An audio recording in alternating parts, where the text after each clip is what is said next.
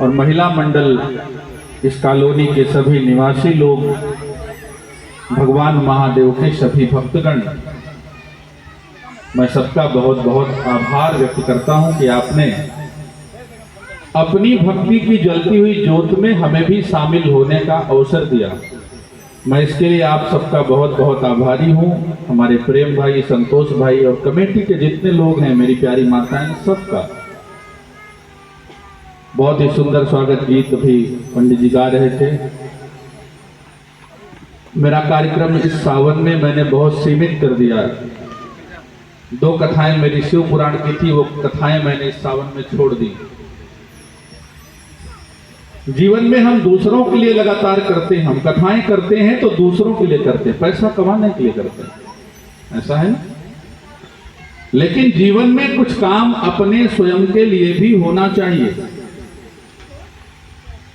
हम सारा काम अगर दूसरों के लिए करेंगे तो हम अपने जीवन में, अपने बैंक खाते में क्या रखेंगे?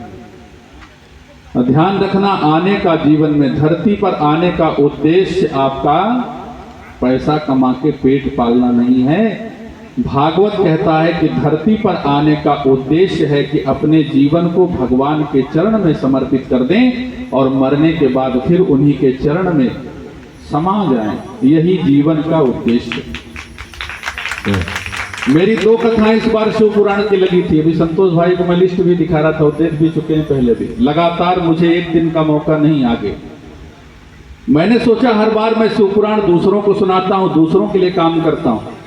इस सावन में हम अपने लिए काम करेंगे। महादेव की महारानी की कृपा से मैंने अपना स्वयं अनुष्ठान प्रारंभ किया है। आज 27वां दिन है। दाढ़ी देख रहे होंगे आप सब, बड़ी बड़ी है, फोटो में तो छोटी है ना, नाखून बड़े बड़े। हम अंडरग्राउंड, हम घर से बाहर नहीं निकल पा रहे। अपनी ऊर्जा नहीं रहेगी तो हम दूसरों के लिए क्या बल लगाएंगे? पहले हर ब्राह्मण को, हर व्यक्ति को, हर मार्गदर्शक को अपनी ऊर्जा मेंटेन करना चाहिए। आप दूसरों के दुख जीवन में तभी दूर कर सकते हैं जब आप पहले अपना दुख दूर कर पाएं। आपकी अपनी बिगड़ी पड़ी है, आप दूसरों का कैसे बना सकते हैं? माई की कृपा से अनुष्ठान बड़ा सुंदर चल रहा था, चल भी रहा है। संतोष भाई का, प्रेम भाई का फोन गया, महाराज जी एक दिन आयोजन है, आपको आना है। पहले मैंने इनसे निवेदन किया, हमने कहा कि मैं कहीं नहीं निकल रहा हूं, मैं अंडरग्राउंड हूं एकदम। लेकिन फिर मैंने कहा कि 1 घंटे का समय जो मुझे, अब रात में 9 बजे मैं बैठ जाता हूं पूरी रात के लिए, तो हमने कहा ये 8, साढ़े 8, साढ़े 7, 8 तक का समय मैं आपको देता हूं। भगवान की कृपा थी कि आप लोगों के भजन सुनने थे। मैं आया तो माताओं ने बड़ा दिव्य भजन छेड़ रखा था महादेव का। और आज कितना अच्छा पर्व है वो, आज है नाग पंचमी। जीवन में ऐसा पर्व बहुत कम आता है कि नाग पंचमी भी हो और श्रावण का सोमवार भी हो, है ना? इसको कहते हैं सोने पर सुहागा। तो आज जिसने भी अपने जीवन को महादेव के चरण में लगाया होगा, हजारों गुना पुण्य का वो भागीदार बन चुका है। शायद भगवान ने सोचा होगा, जाओ बेटा तुम भी थोड़ा पुण्य कमा लो वहां। तो मैं आप सबका पुनः पूरी समिति का बहुत बहुत आभार करता हूं। एक बात जीवन में ध्यान रखने योग्य है। ज्ञान का मंच है, आप सब भजन गा रही थी। मैंने सोचा कि मैं 2 घंटे भी सुनता भजन आपके, लेकिन मेरे पास समय की थोड़ी बाउंडेशन है, सीमा रेखा है, नहीं तो रुकता मैं। भगवान के भजन में लीन हुआ जाए, इसमें डूब करके गाया जाए और इसी को जिया जाए। यही जीवन में नहीं हो पाता। हम मंच पर भजन गाते हैं, हम मंच पर भगवान को याद करते हैं, हम कथा में भगवान के लिए सोचते हैं, लेकिन कथा के बाद भगवान को भूल जाते हैं। जीवन की समस्याएं यहीं से प्रारंभ हो जाती हैं। ध्यान रखिए, एक एक कदम चलिए, लेकिन रोज चलने का प्रयास करिए। सावन की सोमवारी तो बहुत बढ़िया है, लेकिन नियम बनाइए कि हर सोमवार भगवान शिव के, हनुमंतेश्वर महादेव के दर्शन हो, आपके लोटे का जल पड़े। क्योंकि केवल सावन में आपको भोजन नहीं करना, भोजन तो 12 महीने करना है। केवल सावन में सुख नहीं चाहिए आपको, सुख तो आपको पूरे जीवन में चाहिए। इसलिए हर सोमवार का नियम बनाओ, आके बाबा का दर्शन करो, बढ़िया ये ऐसे देवता हैं हो, ये फ्री वाले देवता हैं। इनकी पूजा में कोई पैसा नहीं लगना। इनके लिए कोई बहुत जरूरी नहीं गुलाब की माला खरीद करके लाओ। इनके लिए तो जो फूल फ्री में होते हैं, आपके यहाँ मंदार खिला होगा, आपके यहाँ कनेर खिला होगा, आपके यहाँ धतूरे का फूल होगा, लाके चढ़ाओ।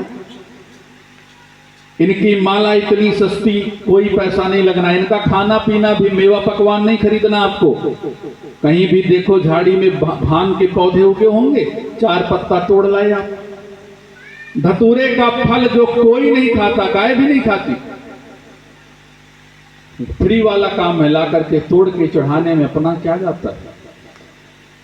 पूरे जीवन महादेव से जुड़ने का काम करिए, केवल सावन नहीं, क्योंकि पूरे जीवन में हमको सुख शांति और समृद्धि चाहिए। हमेशा का नियम बनाओ। एक चीज जान लेना, आप जिनकी सेवा में हैं, भगवान शिव दुनिया के सर्वश्रेष्ठ देवता हैं।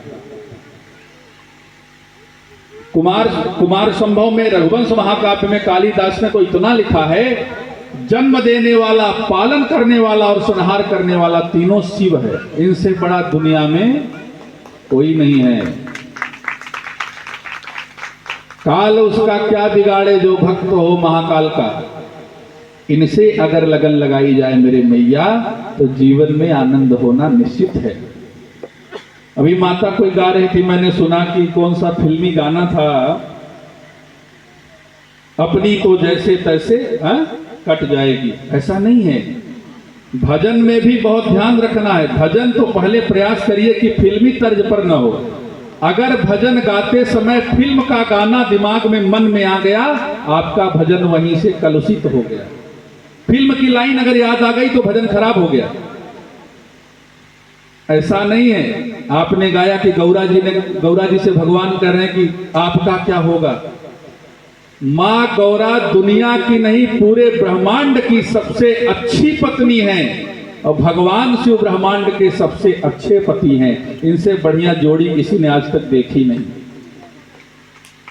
एक बात बताओ, राम जी राजा थे ना, राजा के पुत्र थे, इसके चक्रवर्ती सम्राट महाराज दशरथ के। और बहू कौन थी? महाराज जनक की पुत्री थी। आप लोग अपने विवाह के लिए, अपने बेटियों के विवाह के लिए राम जी का व्रत क्यों नहीं करती? आप अपने बेटी के लिए क्यों नहीं कहते कि हमको जैसे सीता को वर मिला वैसे हमारे भी बिटिया को वर मिल जाए? कहा आपने कभी? कोई माता नहीं चाहती कि मेरे बेटी का होने वाला पति राम हो। हर माता चाहती है कि मेरे बेटी का होने वाला पति शंकर जैसा हो।